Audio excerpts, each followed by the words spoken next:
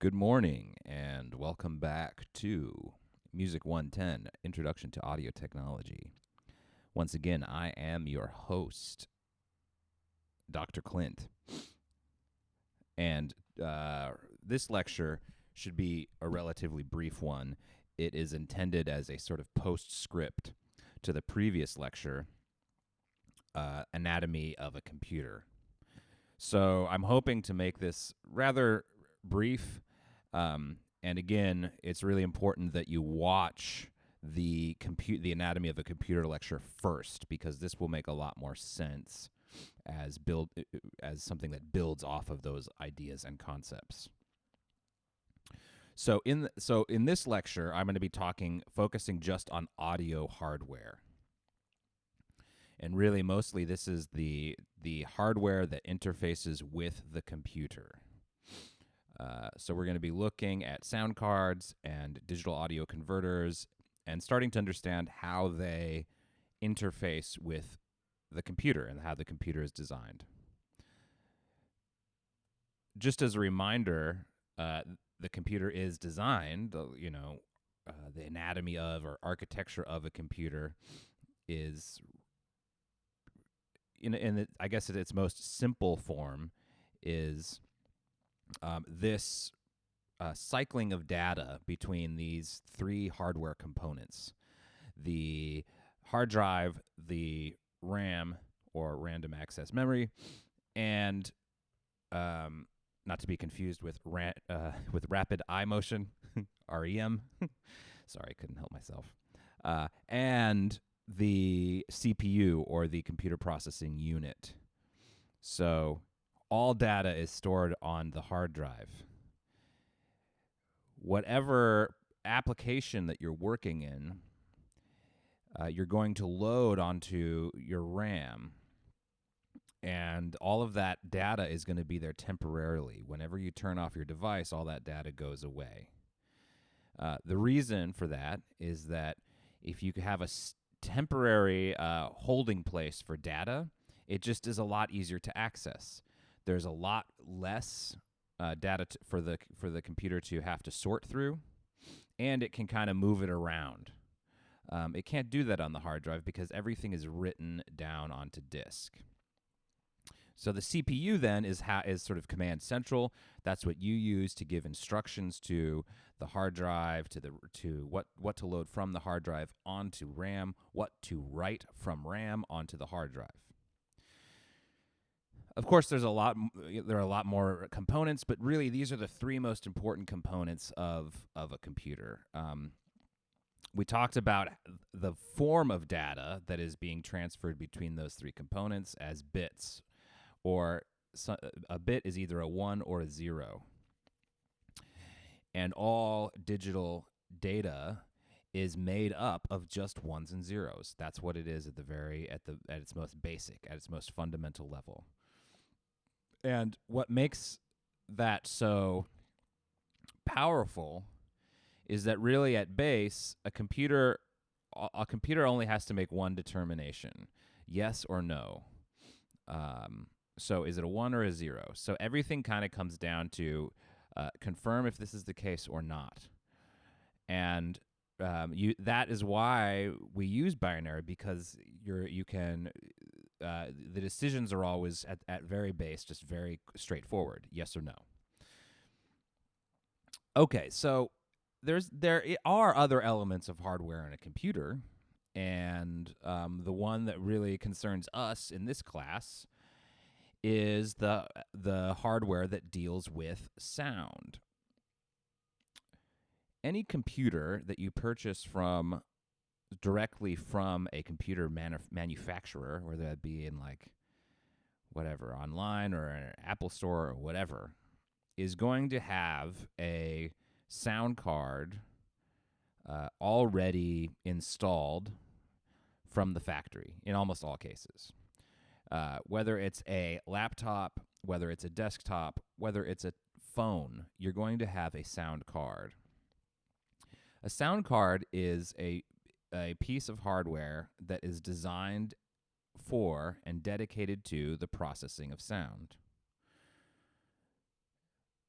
we need this card because, as we will learn pretty quickly, the processing of sound is very um, uh, energy and data expensive. The computer has to sort through a lot of data just to do the simplest audio tasks. So that's why computer manufacturers, phone manufacturers, create these specialized pieces of hardware just to do these audio tasks. So your laptop, your desktop, your phone all come with like a factory installed sound card. What does it do? Well, let's look at this sound card here. On the inside, we see like a circuit. You know, there are all these different circuit components and stuff. This is a typical sound card that you would find in like a PC desktop. So this would be on the inside of the desktop frame. This would be on the outside. This would be what you would be plugging cables into. And already we see there's like an 8 or 10 pin cable here. Here we see 5 1/8-inch inputs. We can imagine these to be like a line in, maybe speakers out, whatever these inputs are. These are dedicated to, these are inputs and outputs dedicated, and what they do is they're going to receive sound through an electrical cable or send it through a cable. Now, when we get a computer direct from the factory, it's not designed to be doing more advanced audio work. So in most cases, whether it's in a recording studio or project studio, someone's bedroom studio, I guess is another way to say project studio, people will be, instead of relying on the internal sound card that comes with the computer, people will be relying on an external DAC, or digital to audio converter. So in here, whenever we say DAC, that's what it means. It's the acronym for digital to audio converter. And typically, in any, like I said, in any recording studio or really any project studio at home, you're going to see some version of this external hardware. It will connect to the computer via something like a USB connection. These days, it's almost always USB. It used to be like things like FireWire and stuff like this. And, these things change as computer technology changes. But it's going to be connected through some sort of cable to the computer. And it's going to be dealing with processing audio information at a higher level than the internal sound card. So it's like augmenting your computer. We're going to learn a little bit more about what that means for processing digital data later. But for now, let's just focus on the inputs and outputs that we see on this digital to audio converter. So here this is like the front panel. This is what you'd see if you were looking straight at the DAC. This is the back panel. And so for the most part, we've got inputs on this side, outputs on this side. Here, this is the USB connection. So this is what you'd be connecting this directly to the computer, and the computer would be talking to sending data back and forth between RAM to the CPU. So again, you were thinking of this, we're like adding this device, this external device, to our trinity or triptych of computer anatomy. So this is now going to work within that sort of cycle of data between hard drive, RAM, and CPU. And CPU, once the program is loaded, once the audio driver is loaded, the CPU will know how to make these determinations and how to get all of these different components to talk to one another. So this is where you would plug into the computer. Here we've got 6 outputs rather than 2 on internal sound card, or sometimes even 1. Sometimes the internal sound card just goes to 1 stereo out. Here we've got speaker outputs and 4 additional outputs here. We can connect via MIDI to keyboards. We can't do that through an internal sound card. So these are our outputs. Our inputs are much more varied as well. We can plug in an XLR cable, and we're going to talk about that in a few seconds. And we have 2 inputs rather than 1. But, these inputs here also double. You can just put in what would be a normal guitar cable or a 1/4-inch cable. And on the front panel, we also have a headphones out. So there are a lot more options as far as connectivity when we're dealing with this. And this is one of the more simple DACs. And already we see you see options on things that you can do with how this DAC is interpreting what you're inputting. So it can, an instrument or line really, which means like, are you plugging a mic into this or are you plugging a guitar into this? Is pretty much what that means. And there are all sorts of other buttons here where you're going to be able to make determinations here at the DAC so that the computer doesn't have to worry about processing that extra data. Okay, so the DAC, this is an important concept. It is an external piece of hardware that is devoted just to dealing with sound coming in and sound going out and converting, obviously, digital to analog. That's going to be the main topic next week, that process of conversion. Right now, we're just worried about the hardware and how it all connects and how it and what is going on. We'll worry about the insides and all the processes of converting from analog to digital next week. So, in order for sound to get in and out of a computer through a DAC, through a digital to audio converter, another conversion needs to happen. You need to convert sound, which we understand as fluctuations in air pressure or wiggles in the air, into electricity. That's how you get sound into a computer. It's also how you get sound into an amplifier, into a mixing board, into a phone. Anytime that you are capturing sound, you're going to need to convert it into electricity. And then if you're going to listen back to it, you're going to have to convert that electricity back into air. This is done in a lot of ways. I think that one of the more straightforward ways to think about this is to look at how microphones are designed and how speakers are designed. So here is I've got a diagram of a microphone and a diagram of a speaker. On the left, we have a diagram of a microphone, and sound is coming in. So this is wiggles in the air moving towards the diaphragm of the microphone. So you got to imagine, so here's like that graded fence sort of thing, or puffy, whatever is on the head of the microphone goes around this, and this is like a small chamber inside of the mic. And this is like a thin piece of metal, really, that's very flexible. And as the sound is coming through, so sound is wiggles in the air, this diaphragm is going to wiggle just like the air is wiggling, just like your eardrum wiggles just like the air, right? So it's the same premise as our physiology, where the eardrum wiggles in the same way that the air is wiggling.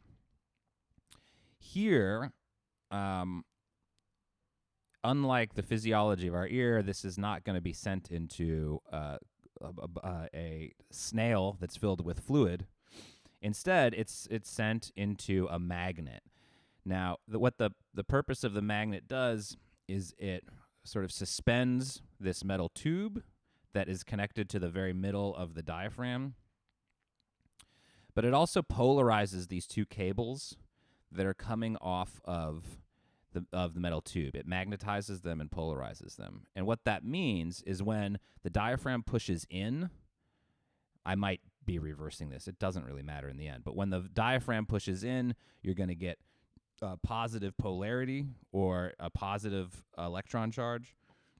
And when it pushes out, it's going to be negative.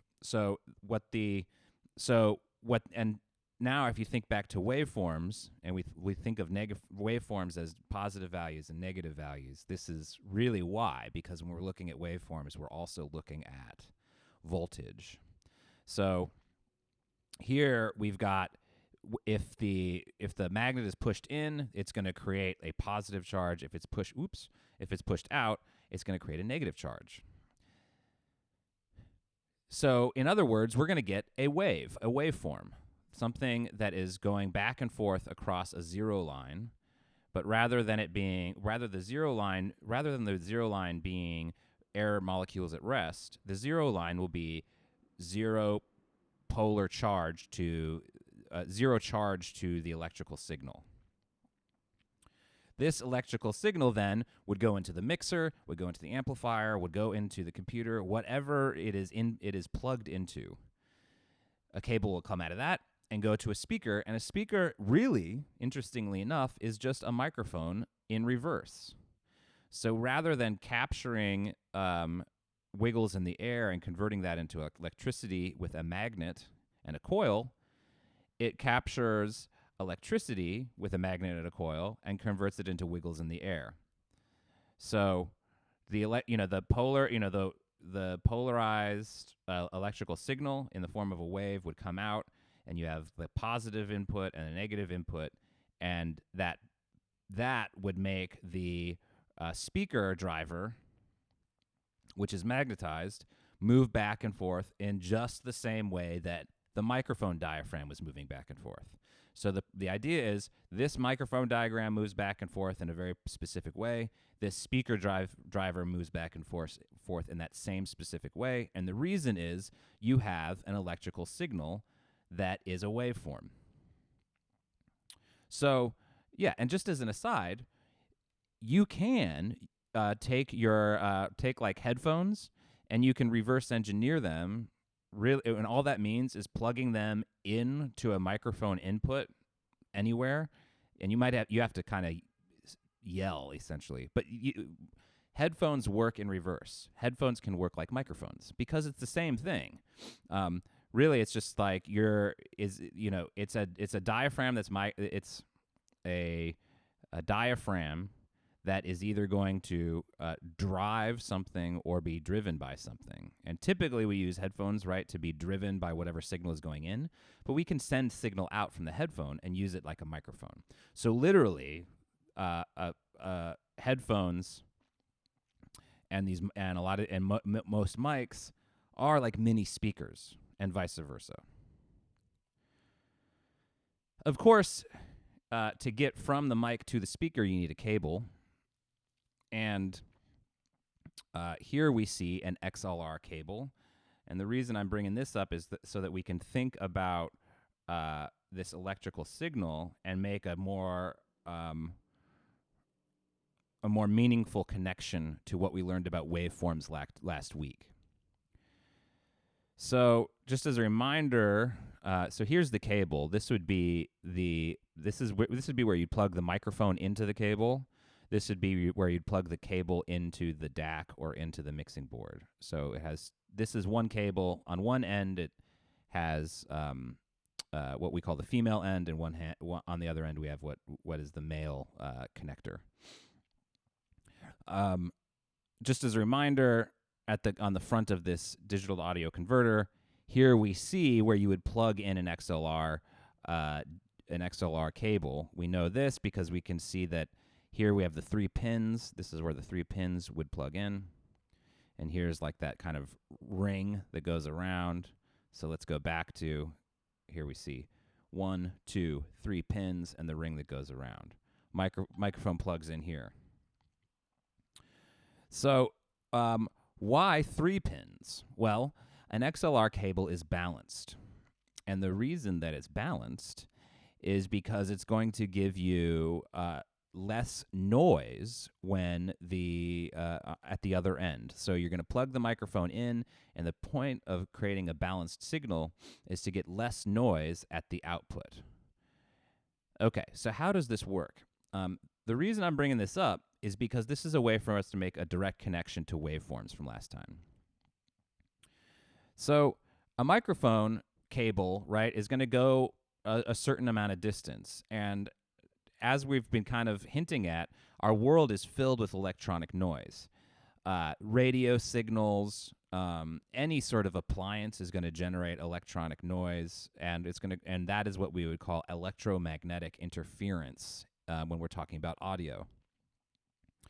So in this diagram, right, we can imagine here is the signal coming in, right? Here is the microphone. Here is the cable going out. And then here is the output. This is what we're plugging into the computer. This noise, we see this noise as a waveform here. And as the cable goes by, it's going to also listen to the noise. The cable is, because remember, a cable is just taking a polarized electrical signal. So it doesn't know the difference between you singing and the noise that is being produced by the microwave that is also like warming up your coffee. So as this signal goes through, it's going to also the cable itself will be listening to this electromagnetic interference. And at the other end, it combines the two. So here we see a combination of the singing that you did and the noise that the microphone cable passed by. So these are added together, right? So these like this kind of noise, like right there, is added to the and we get or whatever. So what a balanced microphone cable, and this is what XLR does, or there are other forms of balanced cables, is, and this is why there are 3 pins. One pin is ground. Then the 2 pins are 2 copies of the original signal. And what they do is they are polarized in opposite. So so the original signal is both converted into. So it's sending the same signal, but it is inverting the polarity of it in the second cable. So all positive. So everything is multiplied by -1, right? So -1 becomes +1, +1 becomes -1. So it's inverted. And these 2 inverted signals are sent at the same time through the same noise. And here's where our knowledge of waveform becomes really interesting, because at the other end, here we have the 2 signals inverted. If we were to listen to these 2 at the same time, the result would be we would just hear the noise. Why? Because any signal that is played at the same time as its inversion completely cancels itself out, right? 1 minus 1 is 0. -1 plus 1 is 0. 0.5 minus 0.5 is 0, right? And et cetera, et cetera. So if we were to listen to these to the signal and its inversion with the noise, we would just hear the noise because the original signal would cancel itself out. However, if we then return one of these signals, the inverted signal, to its original polarity, it's like we're inverting the noise. So this original noise, once we bring it back to being within phase with one another, or back, return it to its original polarity, it should, like it would have canceled the original signal, when we bring it back to make them have the same polarity, it will cancel the noise out. So this is a really simple but incredibly effective and way to cancel noise when you're sending an audio signal through a cable. And this is what we call balanced sound. So as a reminder here, we've got microphones on one end, speakers on the other, and cables in between, transferring electrical signals or polarized electrical signals that are supposed to mimic the way that the air is wiggling. And of course, in between that, we have the computer. All right, so we're going to go through all of these things that I list in between next week when we dig into the computer. But what's important from this lecture is that we understand that that audio hardware is an extension of the hardware within the computer. 2, that audio hardware must convert fluctuations in air pressure into electricity, into something digital, into digital information, back into electricity, back into fluctuations in air pressure. So when we see a waveform in a computer program, like I have an image here, this is the halfway point. This waveform was once fluctuations in the air. It was converted into electricity, then converted into ones and zeros. We're looking at it right here as a representation of ones and zeros, but eventually it will drive the speaker in this particular way. It will drive the speaker along these sorts of envelopes of sound. That will all become clearer next week when we dig into converting from analog to digital. But for right now, what I want you to really focus on is thinking about how the computer works, how